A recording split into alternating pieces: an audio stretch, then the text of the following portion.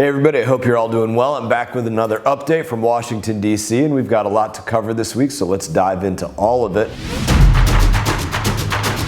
First, we had a marathon meeting of the House Foreign Affairs Committee, which I chair. We spent more than 26 hours debating a major piece of legislation. This was the first comprehensive State Department, that's what we oversee on the Foreign Affairs Committee, the State Department reauthorization, or we might call it a deauthorization of many programs, in more than 20 years. We debated 9 bills, hundreds of amendments from both Republicans and Democrats, all day, all night. Let's talk about the why. For more than 2 decades, State Department has operated without real accountability. Its budget has skyrocketed from $9.5 billion in 2000 to over $55 billion today, and yet Congress had never bothered to take a good hard look at how the bureaucrats at State Department had been spending your money. Now, if you pay attention to my videos, then you've seen a lot of the things that we've been bringing forward over the years, the ways that State Department's been wasting your money,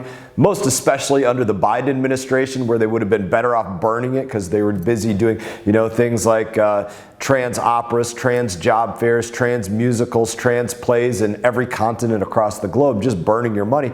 But we'll get into all of that a little bit later. But this is what it was all about, overseeing the State Department. This package is about restoring command and control, making sure that every single dollar that's yours puts your country, the United States of America, puts your country first, ensuring State Department is held accountable to the American people. It's not charity for the globe. It was a long day, but I am incredibly proud of the work that we did, and I'm excited to see this bill come one step closer to becoming law. We moved it through committee. Next, we'll move it to the House floor, then we'll work on it between the House and the Senate, and then we'll get it to the President's desk. Now let's move to the local front. We had some big news this week on the United States Coast Guard. They issued a final ruling on the operating schedule for the Florida East Coast Railroad Bridge over the Okeechobee Waterway, better known as the St. Lucie River, and the Roosevelt Bridge, downtown Stuart. This is a huge deal for Florida's 21st District. We've gone to battle over this. The community came out. We did, let's call it boat parades through the water, showing the Coast Guard just how busy this waterway can be. We wrote letters. We spoke to the Coast Guard. We had them in for town halls. We did a lot of things to have this fight.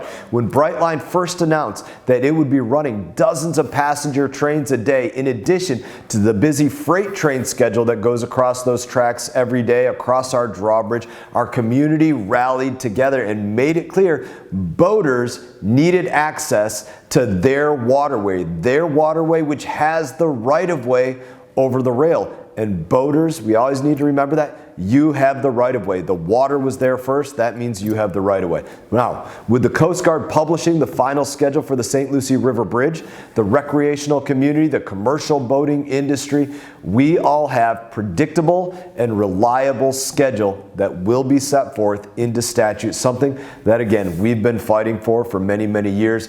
Cannot thank all of you enough for getting that done. If it was just Congressman Mast out there in my little 19-foot boat yelling at the Coast Guard saying we need more access, it wouldn't have mattered. It would have mattered, but it wouldn't have mattered like all of you coming out, being in the fight, making your voices heard. That's what really got the job done. So again, I just cannot thank you all enough for bringing this across the finish line. All right, so let's talk about the details. Starting November 17th, the drawbridge will be open as it's been, but this will be when it's officially law. The drawbridge will be staffed daily from 6 a.m. to 6 p.m.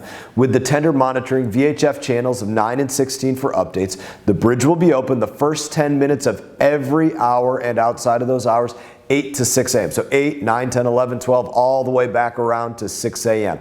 It will remain open to boat traffic all the time unless a train is coming, then they're allowed to put it down. But, or if it's a train inspection as well, that could be one of the other reasons. A train inspection, a freight train, a Brightline train. Also on the House floor this week, we took action to address rising violent crime here in our nation's capital, Washington, D.C. I supported the D.C. Crimes Act led by Congressman Byron Donalds, which passed the House with bipartisan support. This bill ensures violent offenders are held accountable, and it restores Congress's congressional duty to step in when local leaders in our nation's capital fail. Washington, D.C. should be a safe place for families, workers, And all of the visitors that are coming through the capital of the United States of America day in, day out to see the Capitol, to see the White House, to see the Washington Monument, the Lincoln Memorial, to go over to Arlington National Cemetery, the Korean War Memorial, the Vietnam Memorial Wall, the World War II Memorial, and all of these other places.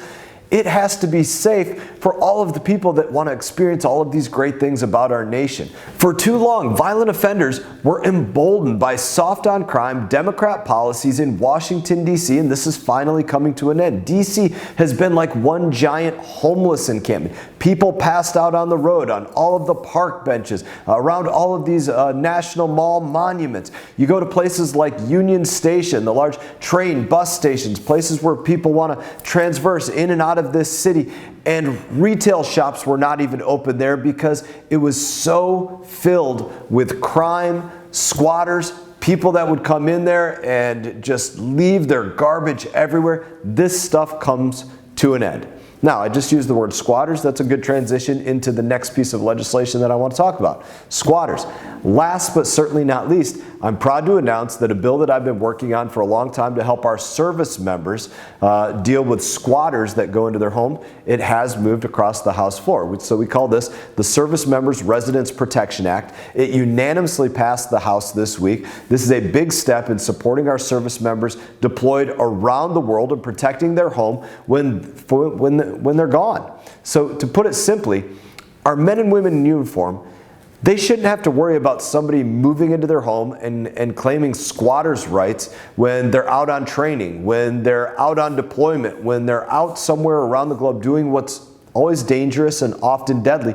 But this has become the reality for many of our service members across the country. Now, unfortunately, for service members across the country, especially in liberal states, there has not been an ability for them to get these people out of their homes. Service members do not get rich, and they're having to spend tens of thousands of dollars on legal fees to get people out that moved in and have no business being in their home. They're trespassing, they're causing damage, everything else. So my bill fixes that. It amends the Service Member Civil Relief Act to make sure that so-called squatters, that they do not have the rights, that the homeowners, that they have the rights when it comes to their homes that they own, that they bought, and they get those people out of there. Our troops face enough challenges already, and so I was glad to get this across the finish line. In that, I just want to say, as always, it's an honor to serve you. I look forward to seeing you all around home, and you all take care. Hey everyone, thank you for watching this video. If you enjoyed the video, please click like and subscribe. I will be back on YouTube with more exclusive content, so stay tuned.